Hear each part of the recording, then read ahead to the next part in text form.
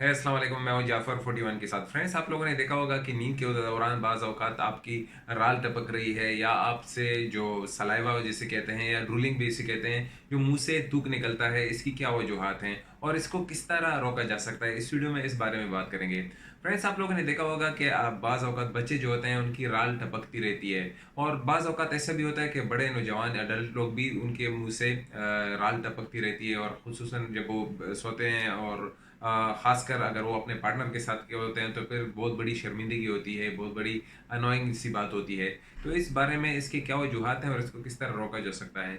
इसमें सबसे नंबर 1 वजूहात जो हैं वो जब आप सो जाते हैं, आप रिलैक्स हो जाते हैं, आपकी बॉडी रिलैक्स हो जाती है, तो इसके साथ-साथ आपके जो फेस मसल्स हैं ये भी रिलैक्स हो जाते हैं। आपकी जो फेस मसल्स के आपके जो पट्टे हैं वो भी रिलैक्स हो जाते हैं। तो जैसे ही आपके पट्टे रिलैक्स हो जाते हैं तो आपका जो दूध है, आपका राल है वो भी जमा हो जाता है। तो आपके जो पट्टे हैं वो रिलैक्स हो जाते हैं, तो वो आपके जो राल है उसको कंट्रोल नहीं कर सकती। तो आहिस्ता-आहिस्ता वो राल टपकना शुरू हो जाती है।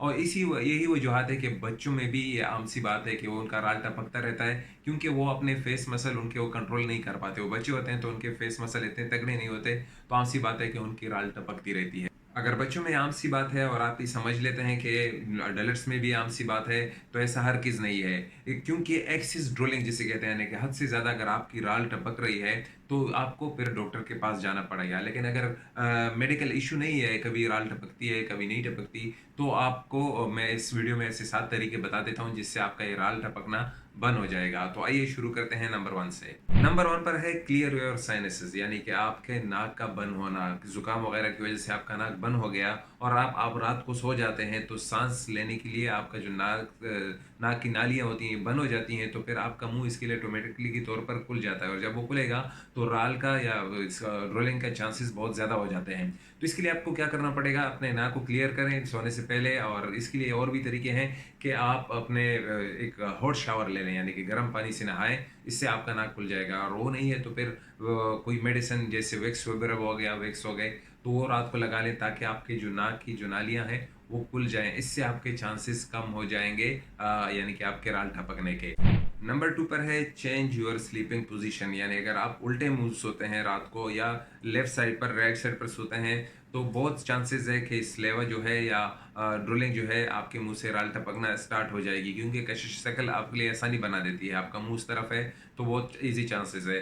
तो आप सीधे मुँह लेटने की कोशिश करें, इस तरह भी आपका ये जो ड्रोलिंग का किस्सा है ये ख़त्म हो जाएगा। और अगर आप एक मुँह साइड पर नहीं सो सकते, तो यानी कि कोई मुश्किल होता है और रात को आप पलट जाते हैं, तो आप अपने लिए बेड साइड 2 तकिए रख लें, तो आपको याद दिलाते रहें कि आप किस वजह से इस साइड इसलिए सोए थे। तो तकिया रख लें, आपके लिए आसानी होगी, तो इससे भी आपका ये मसला हल हो सकता है। नंबर 3 पर है चेक फॉर स्लीप एनेपनिया। स्लीप एनेपनिया एक ऐसा डिसऑर्डर है जिसमें इंसान जब रात को सोता है तो उसकी जो सांस है जो स्मूथली उसको जाना चाहिए उस तरह नहीं जाती, यानी कि उसको सांस लेने में दुश्वारी महसूस होती है। तो फिर उसको रात को बीच-बीच में वो इंसान उठता रहता है।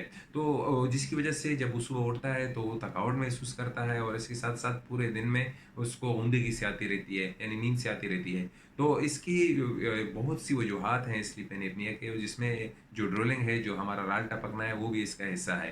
तो अगर रात को आप सोते हैं और बीच में रात को आपका राल टपकता है और जब आप सुबह उठते हैं और आपका मुँह यानी कि सूखा हुआ है और राल टपकी हुई है, तो फिर इसके लिए आपको डॉक्टर के पास जाना पड़ेगा। डॉक्टर ही आपको यानी कि समझ लीजिएगा आपको स्लीप एनेपनिया है, तो इसके लिए आपको फिर डॉक्टर के पास ही जाना पड़ेगा जो आपको सही डिस्क्रिप्शन दे सकता है।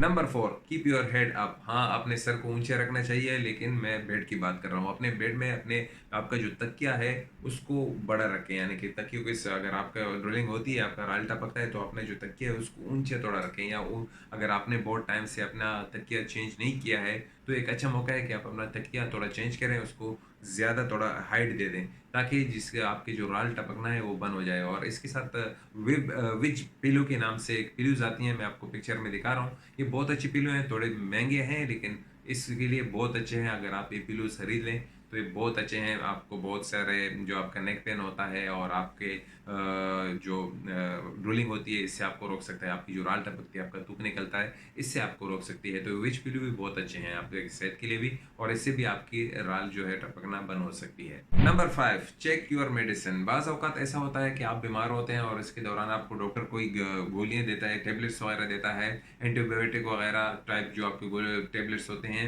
वो भी बहुत ज़्यादा चांसेस करता है आपकी सलाइवा बढ़ा देती हैं, आपका जो राल है वो बढ़ा देती हैं, और आप जब रात को सोते हैं तो उसकी वजह से आपका राल टपकता रहता है। तो अगर हद से ज़्यादा आपका राल टपक रहा है और आप दवाइयाँ ले रहे हैं, तो फिर आप अपने डॉक्टर के साथ मशवरा कर सकते हैं कि मुझे इस दवाइयों की वजह से मेरा बहुत ज़्यादा सलाइवा निकल रहा है, तो वो आपके लिए गोलियां चेंज कर सकता है, आपके लिए टेबलेट चेंज कर सकता है। Number 6, neurological causes. ये मैं आपको उर्दू में ये बताता चलूँ कि इसको आसाबी आवारिद भी कह सकते हैं, यानी कि आसाब में कोई दिमाग में ऐसा कुछ होता है जिसकी वजह से आपके जो सलाइवा है वो टपकता रहता है। तो उसके लिए बाज़ औक़ात छोटा मोटा ऑपरेशन करना पड़ता है या इंजेक्शन लगाने पड़ते हैं, लेकिन वो बहुत ही कम रेयर केसेस में होता है। तो ये भी न्यूरोलॉजिकल कॉजेज भी हो सकता है और आप इसके लिए भी डॉक्टर से मशवरा कर सकते हैं। Number 7, oral devices. हाँ भाई और दोस्तों, अगर आपका जो राल टपकना है ये नहीं रुकता, तो आप अपने डेंटल जो होता है ना, दांतों का डॉक्टर, उससे भी मशवरा कर सकते हैं। वो आपको ओरल डिवाइसेस दे सकता है। ओरल डिवाइसेस आपको पिक्चर में दिख रहा होगा, ये भी बहुत ज़्यादा यानी कि राल टपकने को किसी हद तक रोक लेता है। तो ये बहुत अच्छा है, लेकिन अगर आप इसको पसंद नहीं करते तो फिर इसको चेंज भी कर सकते हैं आप अपने डॉक्टर से, यानी कि मुतबादिल दवाइयाँ भी हैं। तो ये ओरल डिवाइसेस भी बहुत अच्छा है, और अगर आपको कोई तकलीफ नहीं है, इसको रात को पहन लिया करें, यानी कि मुंह में डाल लिया करें, कोई मुश्किल नहीं होगा। तो उम्मीद है कि आपको वीडियो पसंद आई होगी। अगर आपको वीडियो पसंद आई है और हम हमारे चैनल पर नए हैं तो हमारे चैनल 41 को सब्सक्राइब करें, और अगर आप हमारे चैनल पर पुराने हैं तो इस वीडियो को अपने दोस्तों के साथ शेयर करें जिनको ये मसले हो रहे हैं। तो आज के लिए इतने, अपने दुआओं में याद रखिएगा। मिलेंगे दूसरी वीडियो में।